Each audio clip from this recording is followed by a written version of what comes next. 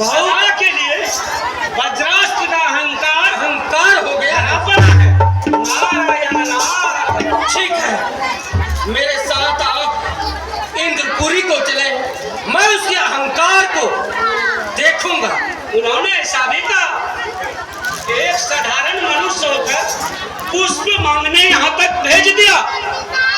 पुष्प देखने के लिए देवताओं को दुर्लभ है, और ये सामान्य मनुष्य मैं नहीं बोल रहा। उसे ज्ञात होना चाहिए। इंद्र, देवराज इंद्र नहीं बोल रहा, मैं नहीं। इसी समय, इसी पल, इसी घड़ी मेरे साथ इंद्रपुरी को चले। इंद्रपुरी को? हाँ, मैं उसके अहंकार को अवश्य चकनाचूर्ण कर रखूंगा। सुंदर विचार, बहुत जल्दी में चले। चले देवी सिंह,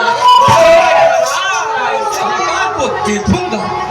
चले ऐसी वाणी बोलने में उसे जरा सा शर्म नहीं होगी।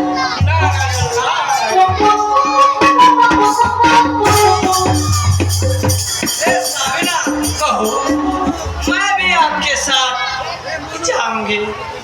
क्या तुम मेरे साथ चलोगे? नहीं नहीं,